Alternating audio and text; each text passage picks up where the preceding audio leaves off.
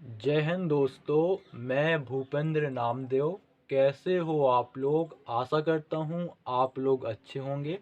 आज हम बात करने वाले हैं दिल्ली पुलिस एंड सीएपीएफ दरोगा एसआई भर्ती 2024 के बारे में। क्योंकि इसका जो एग्ज़ाम डेट है वो भी आ चुका है और अप्लाई करने का डेट और आपका लास्ट डेट भी आ चुका है।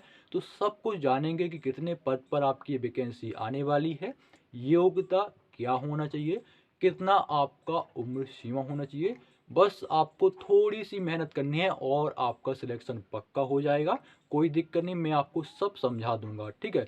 कई लोगों को पता नहीं होता कि भाई दिल्ली पुलिस में दरोगा कैसे बनते हैं, कैसे किसके थ्रू, किस एग्ज़ाम के थ्रू इसकी वैकेंसी निकलती है। तो सब कुछ जानेंगे बिल्कुल स्टेप बाय स्टेप, ठीक है। और इस भर्ती में महिला और पुरुष दोनों लोग अप्लाई कर सकते हैं। तो वीडियो स्टार्ट करते हैं, ठीक है। तो सबसे पहले हम बात करें कि कौन से पद पर ये वैकेंसी निकलती है और किस एग्ज़ाम के थ्रू यह आपकी भर्ती निकलती है। तो आपका एक एग्ज़ाम होता है एसएससी सीपीओ एसआई का, जो हर साल आपका एसएससी कंडक्ट कराती है, जिसमें आपका दिल्ली पुलिस एसआई यानी सब इंस्पेक्टर या दरोगा, और आपका जो सीएपीएफ है सेंट्रल आर्म्ड पुलिस फोर्स, उसमें आपकी 5 पोस्ट आती हैं। जो कौन कौन सी? आपकी बीएसएफ, सीआईएसएफ, सीआरपीएफ, आईटीबीपी और आपका एसएसबी। आसाम राइफल इसमें नहीं आती है। वो इसलिए नहीं आती है क्योंकि आसाम राइफल आपकी पैरामिलिट्री फोर्स है, और असम राइफल में जो आपके सीनियर होते हैं वो आपके इंडियन आर्मी, जो आपकी थल सेना है, उससे सिलेक्ट होके आते हैं, ठीक है। तो आपका 6 जो आपके डिपार्टमेंट हैं, ठीक है, Delhi police, BSF, CISF, CRPF, ITBP, SSB, इसमें आपका दरोगा एसआई के पद पर आपकी भर्ती निकलती है, हर साल निकलती है। और आपका अभी वर्तमान में आपका एसएससी सीपीओ एसआई का भी मेंस का रिजल्ट आया है और आपकी वैकेंसी भी आ गई है, ठीक है। तो आवेदन डेट के बारे में बात करें तो 15 फरवरी 2024 से आप इसमें आवेदन कर सकते हो। आवेदन की लास्ट डेट है 14 मार्च 2024। आप वीडियो कंटिन्यू देखते जाइए, आपको एक एक स्टेप के साथ मैं समझा दूंगा। थोड़ा सा, बस थोड़ा सा आपको इसमें मेहनत करना है, आपका एग्जाम इसका निकल जाएगा। और जैसे कई कैंडिडेट एसएससी जीडी में लगे हुए हैं, ठीक है, एसएससी जीडी में तो आप कांस्टेबल बनोगे और इसमें आप दरोगा बनोगे। कांस्टेबल में आप रहोगे तो ज़िंदगी भर कांस्टेबल रहोगे, इसमें सीधे आप दरोगा बनोगे तो असिस्टेंट कमांडेंट तक पहुंचोगे, ठीक है। और देखो, बात करें इसकी एप्लीकेशन फ़ीस के बारे में तो देखो, आपको जनरल ओबीसी ईडब्ल्यूएस से 100 रुपये, और एससी एसटी और महिला कैंडिडेट से एक भी रुपये नहीं लगते हैं। महिला पुरुष दोनों लोग इसमें आवेदन कर सकते हैं। एग्ज़ाम डेट मई और जून में होगी, ठीक है। वैकेंसी जो आपकी निकलती हैं तो आपको पहले से अगर पता चल जाए कि वैकेंसी ये वाली आने वाली है, तो उस एग्ज़ाम की आप प्रिपरेशन अच्छे से कर सकते हैं। जैसे कि अभी आपका यूपी पुलिस का वैकेंसी निकला है, ठीक है। तो कई लोग अंदाज़ा लगा रहे थे कि भाई वैकेंसी निकलने के लिए तो निकल ही नहीं रही, तो निकली। तो भाई 1 महीने का टाइम मिल रहा है, तो जब वैकेंसी आपको पहले से पता होगी कि भाई ये वैकेंसी इतने इतने तारीख से आवेदन होंगे और इतने तारीख से इसके लिए एग्ज़ाम डेट है, तो आप पहले से प्रिपरेशन कर सकते हैं और जब आपका एग्ज़ाम हो तो अच्छे से उसको फोड़ सकते हैं, ठीक है। अब बात कर लें टोटल पोस्ट के बारे में तो देखो, पिछला जो भर्ती, झूठ नहीं बोलेंगे, जो पिछला आपका भर्ती है अभी जिसका मेंस का भी रिजल्ट आया, उसमें आपका 1800 प्लस पदों पर आपकी वैकेंसी निकली हुई थी, ठीक है। और आपका देखो, अभी चुनाव है तो चुनाव में मेरे ख्याल से आपका 2000 कितना, 2000 प्लस पदों पर आपकी वैकेंसी निकलेगी। इससे कम आपकी वैकेंसी नहीं निकलेगी, ठीक है। 2000 प्लस, 3000 प्लस भी हो सकते हैं, लेकिन 2000 प्लस मान के चलिए, ठीक है। बात कर लेते हैं इसकी योग्यता के बारे में, एजुकेशन क्वालिफिकेशन के बारे में, ठीक है, एलिजिबिलिटी क्राइटेरिया के बारे में। तो सिंपल आपका इसमें ग्रेजुएशन मांगा जाता है। क्या मांगा जाता है? ग्रेजुएशन, ठीक है। किसी भी स्ट्रीम में हो आप, चाहे आपने बीए बीएससी बीकॉम कुछ भी किया हो, केवल आपका स्नातक होना चाहिए, ठीक है। और एक चीज़ मैं आपको बताना चाहूँगा, एसएससी सीपीओ एसआई के जितने भी प्रीवियस ईयर के पेपर हैं उसका रीजनिंग मैं पढ़ाऊँगा। अगर आपको मेरा पढ़ाना अच्छा लगे तो आप देख लीजिएगा, जितने भी प्रीवियस ईयर के पेपर हैं, खासकर प्रीवियस ईयर के पेपर, उसका रीजनिंग मैं पढ़ाऊँगा, ठीक है। रीजनिंग तो भाई मैं पढ़ा दूँगा, हो सके तो जीके जीएस का भी करवा दूँगा, लेकिन मैं रीजनिंग में ही पढ़ाऊँगा। अगर आपको मेरा अच्छा लगे पढ़ना, मैं उसका एसएससी जीडी का करवाया हूँ और जितना भी आपका प्रीवियस ईयर के पेपर का रीजनिंग वही मैं पढ़ाऊंगा, ठीक है, क्योंकि रीजनिंग मुझे अच्छा लगता है। तो देखो ग्रेजुएशन स्नातक आपको इसमें योग्यता मांगी जाएगी। उम्र इसमें 20 से 25 साल, 20 से 25 साल इसमें आपकी एज होना चाहिए। वहीं हम बात करें एज रिलैक्सेशनों के बारे में, यानी एज की छूट कितनी मिलेगी, तो ओबीसी को 3 साल और एससी एसटी को 5 साल, ठीक है। अब बात कर लेते हैं सिलेक्शन प्रोसेस के बारे में। तो सिलेक्शन प्रोसेस में आपका 3 स्टेप में आपका सिलेक्शन होता है। पहले स्टेप में होता है आपका रिटन एग्जाम, जिसे हम प्रीलिम्स बोलते हैं, ठीक है। प्रीलिम्स में आपका 4 विषय यानी 4 सब्जेक्ट से आपके प्रश्न पूछे जाते हैं। कौन कौन से सब्जेक्ट हैं, तो पहला है भाई साहब रीजनिंग, जिसके आपके 50 अंक। दूसरा है मैथ, उसके भी 50 अंक। जीके जीएस 50 अंक और आपका इंग्लिश 50 अंक, ठीक है। टोटल टाइम 2 घंटे का मिलेगा। माइनस मार्किंग या नेगेटिव मार्किंग 0.25 की होगी, ठीक है। अब इसमें क्या है, देखो इसमें आपका रीजनिंग तो भाई मेरे पे छोड़ो रीजनिंग, ठीक है। और रीजनिंग इसलिए ही होता है सब्जेक्ट जिसमें आप ज़्यादा से ज़्यादा अंक इंक्रीज कर सकते हो, ज़्यादा से ज़्यादा मार्क्स उसमें ला सकते हो। रीजनिंग टारगेट रखना 50 में 50 प्लस का, ठीक है। जीके जीएस मैथ भी आपका, अगर आप सोचो कि मैथ इसमें भारी बड़ा आता हो, तो भारी बड़ा मैथ नहीं आता है, वही आपका रहेगा।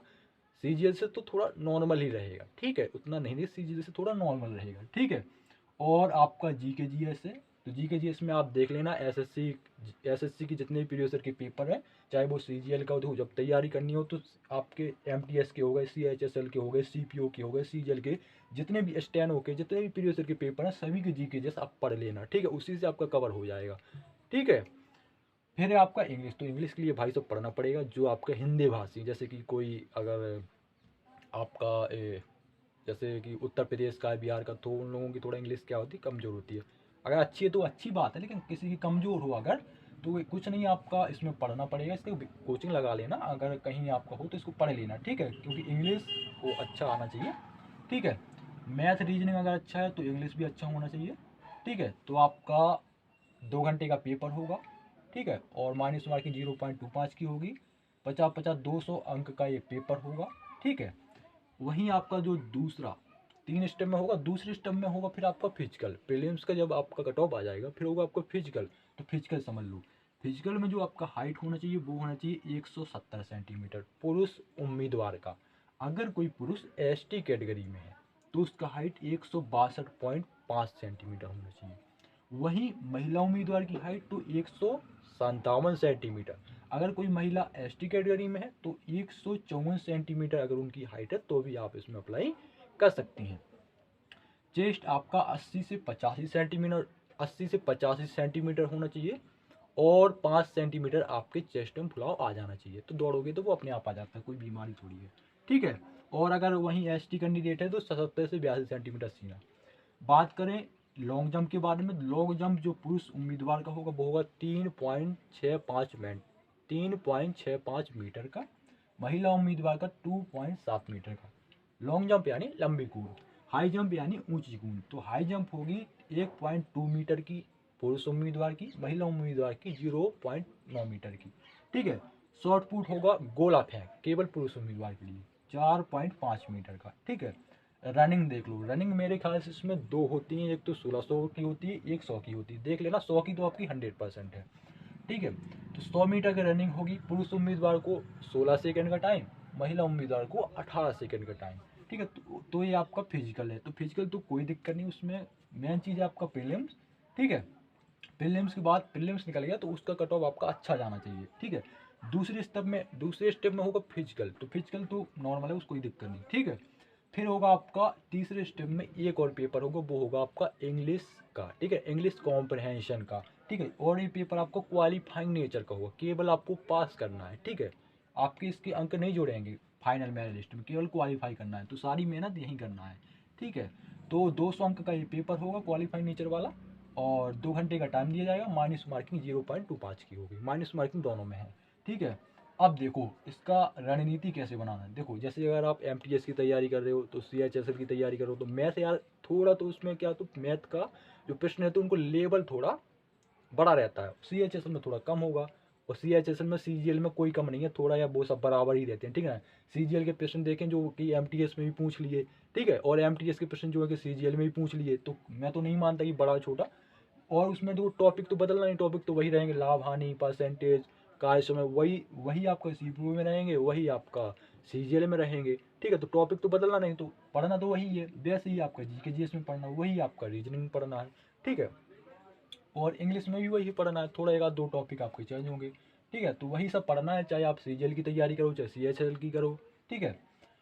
ये सब हो गया। अब बात कर लेते हैं इसकी सैलरी के बारे में। तो सैलरी में इसमें ऐसा है कि आपका 4200 ग्रेड पे का एक जॉब है। 4200 ग्रेड पे में जो आपकी सैलरी बनती है वो 35,400 रुपये बनती है, जिसमें आपका बहुत सारे अलाउंसेस मिलेंगे, जैसे TADA HRA, इन सभी अलाउंसेस मिला के आपका जो टोटल सैलरी बनेगा वो 50 से 55 हज़ार के बीच में बनेगा। 50,000 प्लस बनेगा, इससे कम नहीं बनेगा। एक ये बात होगी, ठीक है।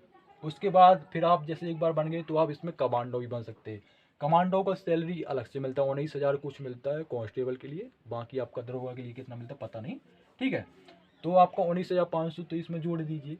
और फिर आपका जैसे आप एक बार सेलेक्ट हो गए तो फिर असिस्टेंट कमांडेंट के लिए भी एग्जाम होता है, 3 या 4 साल का एक्सपीरियंस लगता है, उसके बाद आप असिस्टेंट कमांडेंट भी बन सकते हैं, जो कि आपका UPSC से चुन के कैंडिडेट आते हैं। तो एक बार सेलेक्ट होना है बस, और कुछ नहीं। तो सैलरी हो गई। और देखो CPO का फुल फॉर्म होता है सेंट्रल पुलिस ऑर्गेनाइजेशन, अगर आपको नहीं पता पता है तो अच्छी बात है, सेंट्रल पुलिस ऑर्गेनाइजेशन, ठीक है।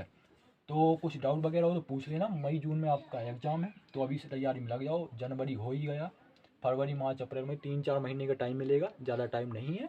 और आपका अच्छे से तगड़ी से तैयारी करो, रीजनिंग मैथ फोड़ डालो पूरी, reasoning math GK GS English 3 subject अच्छे से बनाना, GK GS भी पढ़ना, प्रीवियस ईयर के पेपर लगाना, SSC की जितने भी एग्जाम सबके प्रीवियस ईयर के पेपर लगा लेना, हो जाएगा 100%, ठीक है। तो मिलते हैं किसी नेक्स्ट वीडियो में, तब तक के लिए मैं इजाज़त चाहूँगा। जय हिंद, जय भारत।